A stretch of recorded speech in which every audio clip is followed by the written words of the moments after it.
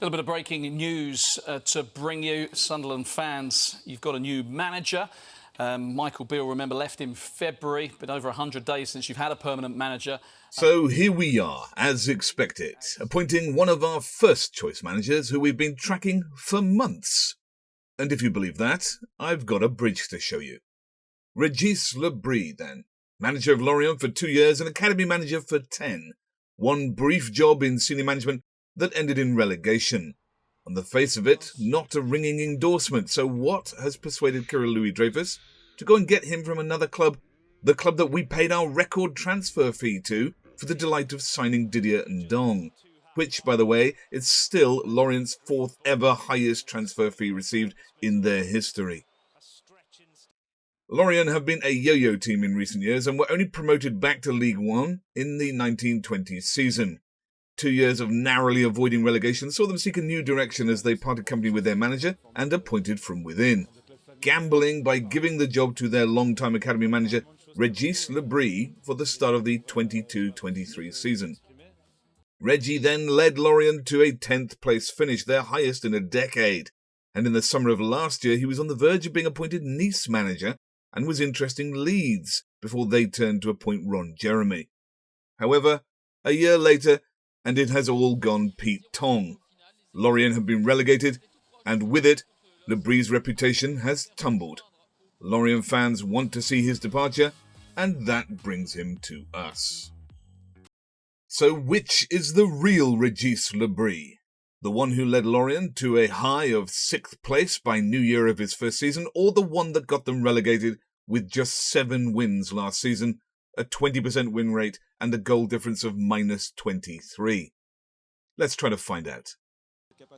In his first season, Le Bris took Lorient as high as 5th place at one point, with 10 wins, 6 draws and 6 losses by New Year. This was an impressive 45% win rate, 1.6 points per game.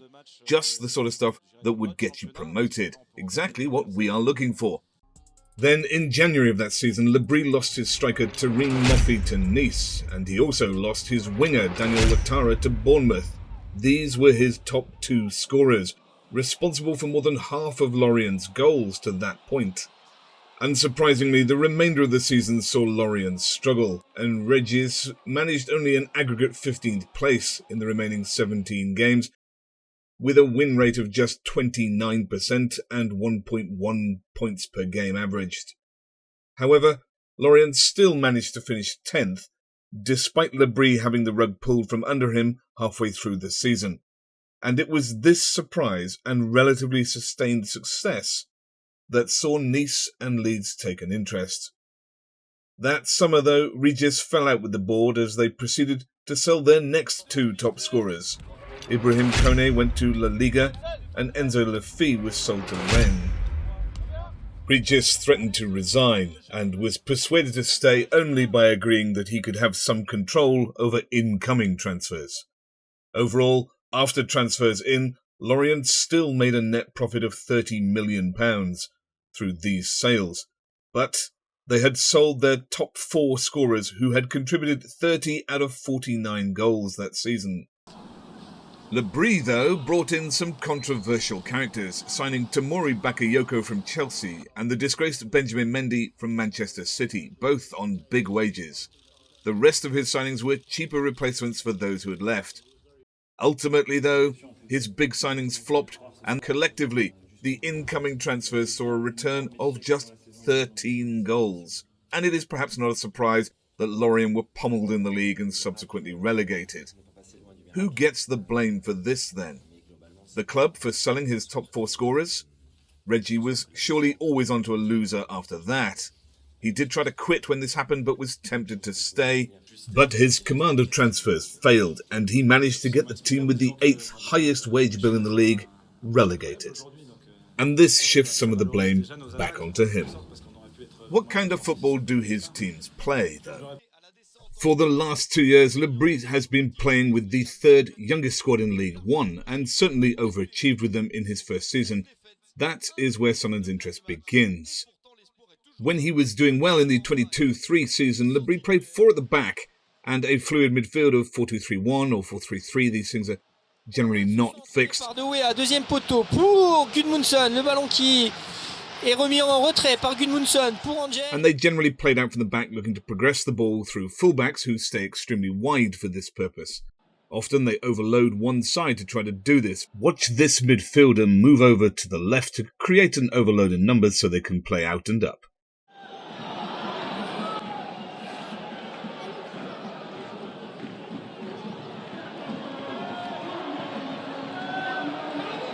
And here comes the fullback who was pitch wide, now free. But if nothing is on, they're not averse to a switch, like here. But the new signing did get his goal minutes later as Katseri swung it in from the right. Finding Bamban, the striker headed in the opener. Or they can pump it long. Le Bris. 50 years since Strasbourg, Giona Spiegel scored in each of his first 4 Ligue and Uber matches. But it was a Merlu player who was to do just that. And another example here. Pressure. He could and perhaps should have scored at least one more. In attack though, Lorient largely played through the wingers and down the sides of the pitch, but not in the way that you might expect.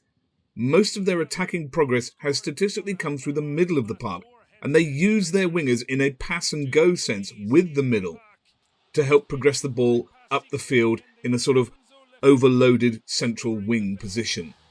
They don't cross these wingers in a traditional sense either.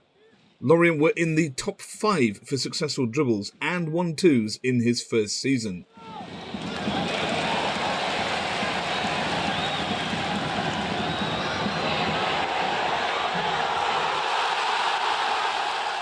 Le Bris also used wingers to spring fast counter-attacks when they turned the ball over. As the substitute Bakayoko won the ball back before finding Dieng.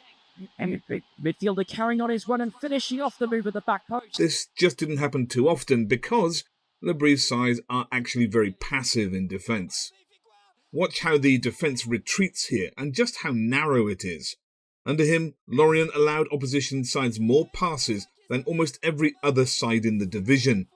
They largely sat off opposition, employed a low block and chose to remain compact and defend the space and options in the centre. Le Bris' lack of urgency to win the ball back meant that Lorient were one of the lowest possession sides in the division. They also faced the second most shots against their goal, and consequently also made the second most blocks of shots. So Regis produced a side that was largely out of possession, passive in defence, and largely defended low on the pitch and protected the centre. This did, however, give Lorient space to spring counter-attacks, though, usually from deep, and they used their wingers to spring them once they had won a turnover. On the whole, Le Bris encourages his wingers to take on the fullback frequently. Crosses are usually on the floor and round the back. They are not very often an aerial one.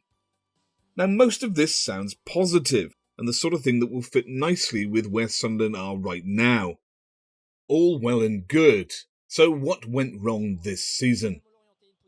Whilst Lorient punched above their XG to gain their 10th spot, and they had their goal threat decimated through sales in January and summer, it wasn't actually this that saw them relegated last season. Lorient were still mid-table for goals scored last season. Rather, it was their terrible defence. Lorient conceded more goals than anyone else last season. Largely, this was down to Le Bris switching to 3 at the back, and there were accusations of laziness from some of his new signings. That, by the way, is a Lorient home end banner decrying Churchill and the British bombing of the city in World War II. Nice.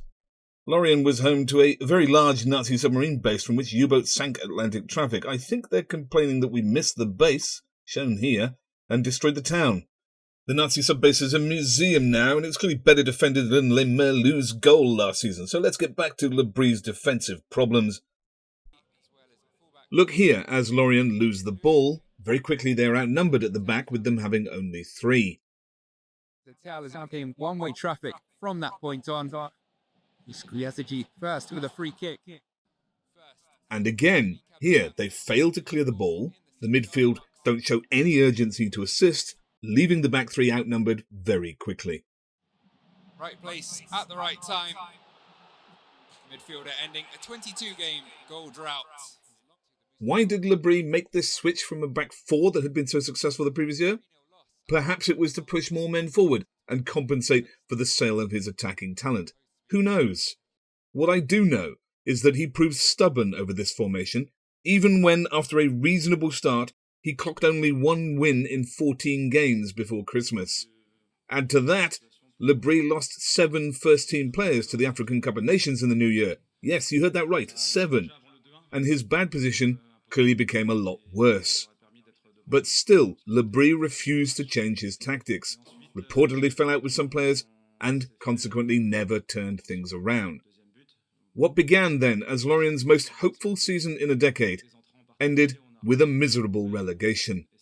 And that brings Regis Le Bris to us. A head coach who surprised everyone in his first season in management, and who was denied a move to Nice only by a compensation package, now comes to Sunderland. Someone with immense experience working with and developing young players, who likes to attack directly and down the wings. But someone who fell out with players, appears stubborn in recognising mistakes, and adopts, in my opinion, too passive a defensive posture. Which Regis Le Bris will we get? Welcome to the lads, Reggie. Let's see what you've learnt. And the first thing you can do, Reggie, is take a look at the to-do list of all the things that need fixing for Sunderland right now. And the rest of you, if you enjoyed this video, then please give a thumbs up, drop me a sub, and share. See you next time.